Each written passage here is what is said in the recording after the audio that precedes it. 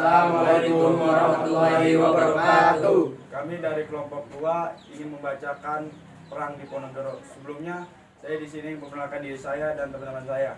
Nama saya Muhammad Ali Saputra. Nama saya Jasa Putra. Nama saya Muhammad Rizaliri. Nama saya Riyardan Azhar. Nama saya Sarpana. Nama saya Muhammad Ilham. Penjelasan pertama akan dibacakan oleh Jasa Putra. Perang Diponegoro yang juga dikenal dengan sebutan Perang Jawa adalah perang besar dan berlangsung selama 5 tahun 1825 sampai 1830 di Pulau Jawa.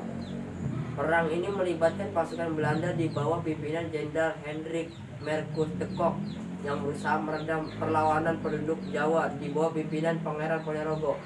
Akibat perang ini, penduduk Jawa yang tewas mencapai 200 jiwa, sementara korban tewas di pihak Belanda berjumlah 8.000 tentara Belanda dan 7.000 serdadu pribumi.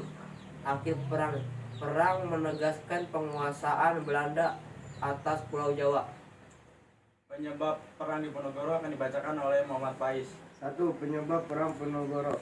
Penyebab Perang Diponegoro dimulai sejak kedatangan Marsekal Herman William di tanah Jawa. Tempatnya di Batavia pada 5 Januari 1808. Belanda diutus oleh Prancis ditugaskan untuk mempersiapkan tanah Jawa sebagai basis pertahanan Prancis melawan Inggris. Namun, gaya pemimpinan Dendels dianggap tidak berdaya dan melanggar kata krama yang menimbulkan kemarahan dari keraton. Dendels juga sering meminta akses pengelolaan sumber daya alam dan perbudakan rakyat Jawa dengan tekanan kekuatan militer. Sebenarnya Pangeran Ponorogo tidak ingin mencampuri urusan keraton. Namun, Pangeran Diponegoro harus turun tangan karena Belanda telah ikut campur ke dalam urusan internal keraton. Nomor 2, kronologi Perang Diponegoro akan dibacakan oleh Riyardan Azhar dan Sarpana. 2. Kronologi Perang Diponegoro. Perang Diponegoro berlangsung selama 5 tahun, yakni pada tahun 1825 sampai 1830. Semuanya bermula dari peristiwa pada 20 Juli 1825. Di mana pihak istana mengutus 2 bupati keraton senior yang memimpin pasukan Jawa Belanda untuk menangkap Pangeran Diponegoro dan Mangkubumi di Tegalrejo.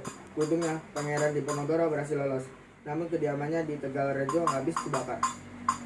Kemudian Pangeran Diponegoro bergerak ke barat hingga ke Selarong di dusun Kentolan Lor, Buasari, Panjangan, bentuk sebagai markas besarnya. Disinilah Pangeran Ponorogo menyiapkan strateginya. Perang Diponegoro melibatkan berbagai kalangan, mulai dari kaum petani hingga golongan priai yang menyumbangkan dana berupa barang dan uang sebagai modal perang. Nomor 3, dampak dari Perang Diponegoro akan dibacakan oleh Muhammad Ilham. 3. Dampak dari Perang Diponegoro. Perang Diponegoro yang berlangsung selama 5 tahun cukup memberikan dampak yang besar bagi masyarakat tanah Jawa. Berikut adalah dampak dari Perang Diponegoro. Di antaranya: 1. Menelan korban tewas sebanyak 200.000 jiwa penduduk Jawa. 2. Menelan korban tewas di pihak Belanda berjumlah 8.000 tentara Belanda dan 7.000 serdadu bumi. 3. Kekalahan Perang Diponegoro menegaskan penguasaan Belanda atas Pulau Jawa. 4. Raja dan Bupati Jawa tunduk kepada Belanda. Sekian dari kelompok saya, kurang lebihnya mohon maaf. Wassalamualaikum Wassalamualaikum warahmatullahi wabarakatuh.